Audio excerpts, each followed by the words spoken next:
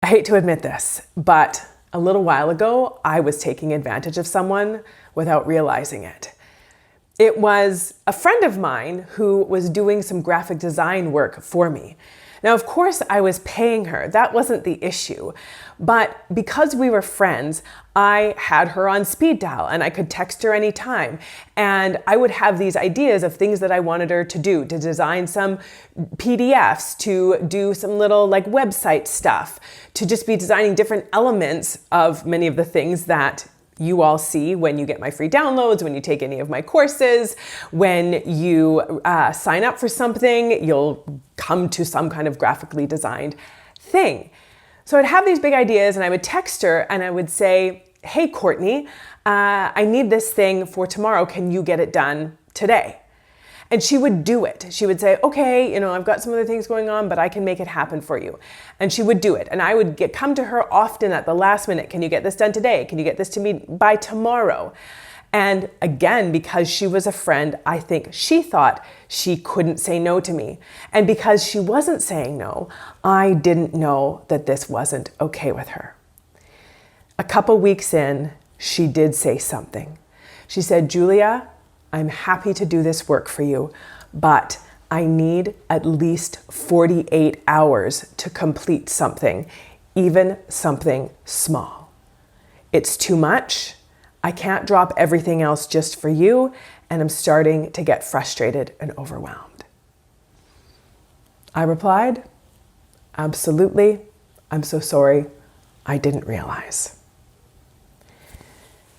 Sometimes we don't know when we're taking advantage of someone. Sometimes we have no idea that this is what's happening because we ask something of them and they say yes. And they keep saying yes, so we think that they're okay with the yes. But what if they're not? What if you are not? What if you are someone who always says yes, shows up, takes one for the team, is available, drops everything, but it's actually not always okay with you? But you kind of feel like you don't have another choice because people keep asking. And you maybe even think, well, people wouldn't keep asking if they didn't need it. But the truth is, if you always say yes and act like it's fine with you and you're available for it, they are going to keep asking, which, if it's not feeling good, then it can turn into you being used, taken for granted, or taken advantage of. If that is something that you're experiencing, I'm going to teach you how to stop that from happening.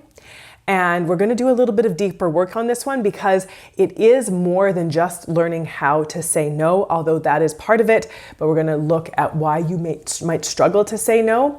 And I'm going to give you some tips to get you going so that you can stop being taken advantage of or feeling taken for granted. And along with that too, the whole people pleasing thing. We're going to start stopping that one today. First, if you're new here, welcome to our incredible little corner on the internet. Take a second, introduce yourself in the comment section below. If you're back again, great to have you. Shifters, so glad you're here. Make yourself known. If you haven't already, subscribe to the channel. Like the video if you get something out of it. And either way, my name is Kristina, and I am a registered clinical therapist, a researcher, a coach, and the creator of my membership community, the Shift Society, that you can get more information about in the description below. And I help heart-centered humans break through the crap that is holding them back so that they can like themselves and their lives more every day. And getting stuck in feeling taken advantage of, taken for granted, people-pleasing. This is stuff that can really get in our way, especially if it's leading you to feel resentful, bitter, frustrated, overwhelmed, stressed, exhausted, anxious. Yeah, we need to do something about this one. So the first thing that we can do is when you sort of get the sense that you're being taken advantage of and you sort of get this feeling, but then you're like, no, maybe that's selfish of me. Maybe that's I'm being difficult for not being just so happy to help people all the time. This was definitely one that I struggled with. Anytime someone would ask something of me and I'd have a little bit of resistance for it, I would automatically go in and blame myself. I'd be like, you're being difficult, you're being selfish, you're not being a very good friend or a very good daughter or a very good sister. And I would kind of push through that and I'd be like, okay, I'll do it, because I was so scared of not doing it and then me making that mean that I was a bad person or that I wasn't being a good enough person. But let's just back up here for a second. If someone is asking something of you and it's fine with you, great. But if someone else is asking something of you and you find that you often get a little bit hesitant or resistant, you get this kind of like, this sort of like pushback feeling in your belly, this kind of like, when they ask something of you and you're like, well, maybe I should just do it and stop being so difficult or selfish. But I want to invite you to pay attention to that. I want you to pay attention to the whispers, to that resistance, to maybe even that intuition that's telling you something doesn't feel right about this. And I want you to explore it and you want you to start to look at it and really be honest with yourself and ask yourself, is this resistance? Is this feeling of like, leave me alone, don't ask me. Why are you asking this? This doesn't feel good. This doesn't feel right. Even just like a little bit in there, pay attention to why, because you probably don't feel that way with everyone. It's probably just a couple particular people, and it's probably because they ask a lot of you and they're not really there for you when you need them. Or maybe they act kind of resistant or ticked off or put out whenever you ask something of them, but then they just sort of expect you to drop everything for them. There's something that's creating tension inside of you about this ask from this person because there's something in there that isn't feeling right. So paying attention to that. The next thing to do, and this is going to sound a little bit odd, but if you want people to value your time and respect you more, you need to say no sometimes. Not all the time. This isn't about you being unavailable and totally restricted from being there for anyone, for helping anyone out, for being a good friend, for sometimes just taking one for the team, showing up when someone needs you.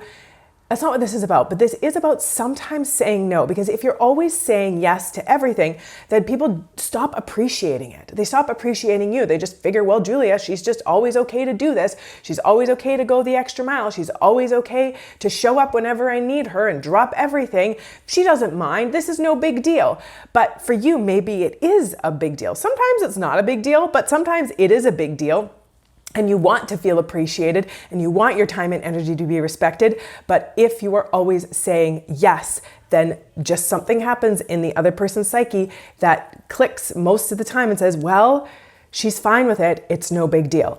But if you want to feel appreciated and respected, you need to sometimes say no, because that communicates that I'm not available for whatever you need, whenever you need it, on a whim, at a moment's notice, whatever it is. And that very clearly communicates it. So being able to sometimes say, no, I'm not able to do that this time. No, I've got another commitment. No, I've actually got my day booked. I've got another plan, right? And then the other part of it is you're also allowed to say yes, but have some parameters within it. So if someone's like, hey, I'm coming into town and I thought I'd crash with you, being able to say, absolutely, you are welcome to stay with us for 2 nights. We would love to have you. Or when it comes to work, if your boss or your direct report has this habit of coming to you near the end of the day and saying, hey, I need you to get this thing done or this report done or this project done, and it's like a 6-hour task and it's already 4 o'clock, and you're like, actually, I can't get it done today. If you need me to do something of this size that takes this long, I need to know by the beginning of the day or the day before. And unfortunately, I am leaving right at 5 o'clock today, so I'm not able to do it. Being able to say that. And of course, with work, I don't know what your situation is. I don't know what the expectation is. I don't know what your job description is. But if you actually can say no, and you can say, this is what I need in order to get something like this done without it threatening your job, then absolutely do that. Allow yourself to do that. If the only thing that's stopping you is this fear that someone might be annoyed with you or that they might be disappointed that you're not able to like pick this thing up for them and make this thing happen for them at a moment's notice, and you're afraid that you're not going to be then the main kind of go-to person in the office, then I want to ask you what it is costing you to continue to be that. Why are you so concerned about someone being a little bit put off by you having limits. And I'm going to tell you, yes, they might be put off in that moment, but I'm going to guarantee you that if you start setting limits, people are going to start respecting you and your time and your energy more. And they will stop coming to you at the end of the day and asking you to do things that are going to take you well into the night, and they will give you that day's notice. But if you keep doing it, then they're going to keep asking you to do it. If you keep saying you will with no restrictions, no parameters, then they are going to assume that it's fine. But if it's not fine, then it's not fine, and it's time for you to do something about it.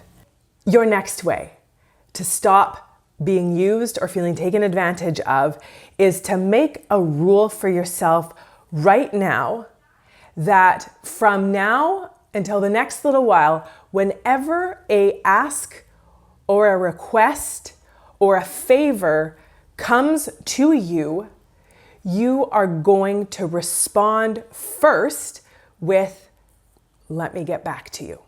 You're going to make a rule that you are not going to make a decision right then and there. You're not going to say yes and no. You're simply going to respond with, let me get back to you. What this does, it allows you the time and the space to look at your calendar, to look at your to-do list, to look at your energy levels and see what you actually have the capacity for. Of course, for many among us, we want to say yes right away when someone asks something of us or even invites us to something. And we want to be there for them. We want to do it for them. We want to show up for them, but that might not be in our best interest. And so just really giving yourself the space to look at honestly what you have available. And you might find that, yes, I actually can do this. I've got a little extra space this week, or I can put this in here and that's not going to make me crazy or overwhelmed or totally stressed out. Yes, I can do that. And you come back to them and you say, yes, I am able to do that. And sometimes it might be that you realize that even if you want to, there's going to be a cost if you do. You're going to get overwhelmed. You're going to be stressed. You are going to get really frustrated. You are going to be kind of at the end of your capacity by the end of the day or the week if you take this extra thing on. So you can honestly look at, do I have the capacity for this? Do I want to do this? You are allowed to consider yourself and your needs in the equation of needs that are being presented. Someone needs something from you, no problem, that's totally fine, they are allowed to, and you have needs about where your capacity is, where your limit is, where your energy levels are, what is happening with your time, and you're allowed to consider that within the ask as well. So making a rule for yourself, if you are someone who tends to be a yes person, but it's creating a lot of unnecessary stress, overwhelm, anxiety, frustration, resentment, just for a little while, practice saying, let me get back to you. And do get back to them, but after you've had time to really take an inventory and reflect on whether or not you have the capacity. The next one, set your priorities. This is an exercise we go in depth into in the Shift Society, where we really go in and look at what our priorities are. And I walk the members through some exercises to really figure out what their top priorities are. And then keeping the majority of your yeses, the majority of your decisions and your choices within those priorities. So when you kind of have these clear priorities around you, then when someone asks you something that's well outside of one of your priorities, it makes it a lot easier to say, unfortunately, that's not one of my priorities right now. Unfortunately, I'm not able to do that right now. Unfortunately, I've got these things that I'm really invested in right now. And that makes it a lot more clear for you to set that boundary, to be able to say no to that thing, because you know that if you say a yes here to them outside of one of your priorities, it's going to mean a no for something or someone that is within your priorities. That there is always this sort of give and take in energy, that if you are saying yes to something and giving your energy to that, then you have less energy for something else. And now sometimes that might be completely fine, but sometimes it might not be. And so it's up to you to become conscious of that and take a step back and be really honest with yourself about where you want to be spending your time, your energy, your efforts, and what relationships you want to be really investing in and to what extent. Okay, here's where things are going to get a little bit messy. I'm going to share a hard truth with you. If people have gotten used to you being the yes person, the take one for the teamer, the people pleaser, because that's what you've always been, that's what you've always done. When you start to change things and start to set limits, start to have parameters, start to have boundaries, some people are not going to like it. They are gonna find it hard that you are changing the rhythm. You are changing the system. They've come to know you and expect something of you, how you're going to be, how often you're going to say yes, how you are really just never going to say no. And when you start doing that, it's going to disrupt things. They are going to feel off. You might start to feel off as well because you're not used to it. It might feel very strange. It's also going to feel strange for them. And some people will no longer want to invest in you if asking you for whatever they want, whenever they want, is an investment.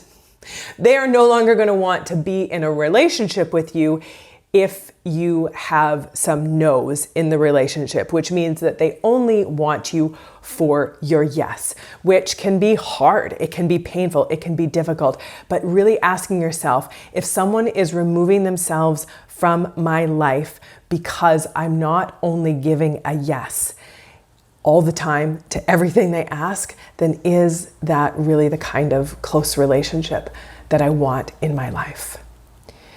Some people will start to feel a little bit uncomfortable with your change in the way you're doing things, and it might be a little bit difficult for them at first, but a lot of people will come around and they will actually start to value and respect you more, because that is what we want. And that's what healthy relationships are, where there's a mutual level of care and respect and consideration and appreciation. And so that is the good news with doing this work, is it's going to make so many of your relationships so much better. But the downside of it is that you might lose some people in your life. But then we come in with the saying that when you start to set boundaries, some people will come around and some will stop coming around. Either way, lovely. You're allowed to have people in your life that allow space for you and your wants and needs and preferences and limits in the relationship as well. Okay. Now we're going to go one step even deeper with this one. Checking yourself. Why is it that you are scared to say no? Why is it that you feel like you always need to say yes? Is it because you don't want to let people down, or because you don't want people to reject you? Is it because you think that the only value you bring to any of your relationships is your yes, is what you can do for others, and that they won't stick around if you're not doing whatever they want, whenever they want, however they want? Then now is your time to take a step back and take stock on who you are, and really starting to realize that you are more than your yes, that you have more going for you than what you can go and do for others, that you bring value to your relationships. Now, you might not be connected to that value because you haven't been showing up in your full humanity in your relationships. You've been just being the yes person, the people pleaser, the do it without hesitation or question person, and you've kind of lost yourself. You've lost your identity. You don't know who you are, and you don't know who you'd be in a relationship with some parameters and boundaries. Then it's the time to take a step back and connect with yourself, to start looking at what your strengths are, what you do bring to the table, who you are. And you probably, if this has been a really more intense extreme pattern for you, you probably don't know who you are right now because you've been lost in only trying to be who other people want you to be. How to be yourself without apology is what you need to learn. And that involves deeply connecting with who you are. I have a free guide for you, and that's going to get you far on this one.